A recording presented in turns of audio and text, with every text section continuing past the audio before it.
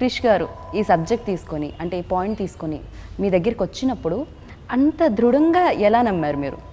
ఇంతకుముందు ఆయన అలాంటి సినిమాలు చేయలేదు. సో మీ 100వ చిత్ర బాధ్యత ఆయనకి ఇచ్చారు మీరు. సో అంత నమ్మకం ఎలా కలిగింది, ఎలా కలిగించారు ఆయన ఆ 10 నిమిషాల్లో? చెప్తారండి. ముందుగా మన ప్రొడ్యూసర్స్ మెచ్చుకోవాలి మనం దానికి. అందులో ఆయన నాన్నగారు కూడా ఉన్నారు, one of the producers Saibaba గారు జాగరు. ఇప్పుడు ఏంటంటే ఆయన చేసిన 5 సినిమాలు ఇంతకుముందు ఇది కాకుండా 5 సినిమాలు సినిమాకి సంబంధం లేదు. ఒక సినిమా నా మొదటి నుంచి కూడా కొంచెం అంటే బాగా నాకు సినిమా తప్ప వేరే ప్రపంచం తెలియదు. సరే తర్వాత ఎమ్మెల్యే అయిన తర్వాత అది వేరు. బట్ మాకు ఎప్పుడు నేను నిద్రపోతున్న కలగని సినిమా గురించే, నేను ఇంట్లో ఉన్నా కూడా ఎప్పుడైనా మంచి సినిమాలు చూడడం. అలాగే నాకు స్టీఫెన్ స్పీల్బర్గ్ ఒకడు మా ఫేవరెట్ డైరెక్టర్. అంటే సినిమా సంబంధం లేకుండా ఒక ఆమె తీశాడు, ఫిక్షన్ తీశాడు, జురాసిక్ పార్క్ అని తీశాడు, ఈటీఎన్ తీశాడు, అలాగే అదేది వరల్డ్ వార్ ఇటువంటి షిండ్లర్స్ లిస్ట్ దానికి. అలా ఒక్కొక్క సినిమాకి సంబంధం లేకుండా ఎన్నో సినిమాలు చేయడం జరిగింది. ఆయన కూడా అలాగే ఒక సినిమాకి సంబంధం లేకుండా చేయడం.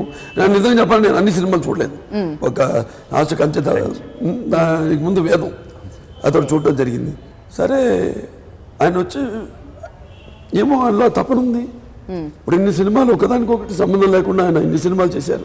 మరి వాళ్ళ ఒక ధైర్యం చేసి తీసే ఒక డైరెక్టరు ఈ సినిమాకి ముఖ్యంగా తెలియని కదా, నేను చెప్పే ఇంతకుముందు ఎవరికి తెలియని కదా. ఇంకోటేమో ఒక డిఫరెంట్ నిర్మాతలు ఉన్నారు. ఆరంభింపరు నీచ మానవులు విజ్ఞాస సంత్రస్తులై ఆరంభించి పరిచయించురు విజ్ఞాపతులై మధ్యములు ధీరులు విఘ్న నిహన్యమానులగుచు దృత్తం సోదాతులై అని ఒక పద్యం ఉంటుంది. దాంట్లో ఏంటంటే జనరల్గా దాని అర్థం ఏంటంటే కొంతమంది ముందుగానే మనకెందుకు ఆ పని, అది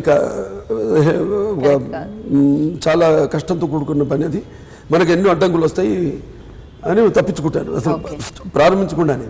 అలా కాకుండా కొంతమంది ఏంటంటే అడుగు పెట్టాక రుచి చూశాక దాంట్లో పనులు ఉండగానే కొంచెం అడ్డంకులు రావడం, దానికి భయపడి మనకి అటు జారుకోవడం సంభవిస్తుంది. అలా కాకుండా ఒక సంకల్పంతో ఒక ఆత్మవిశ్వాసంతో ముందుకు వచ్చిన నిర్మాతలు నేను ముందుగా అభినందిస్తున్నాను. సో తర్వాత ఇక ఆయన వచ్చి చెప్పిన అంటే నాకు ఎప్పుడు ఎవరు చెప్పినా కూడా ఎంత తక్కువ చెప్పి టు ద పాయింట్, ఏమి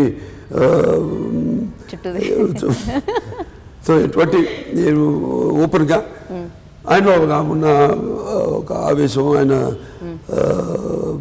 అది మెయిన్గా నాకు దానికి నేను ఆకర్షితుడయ్యాను.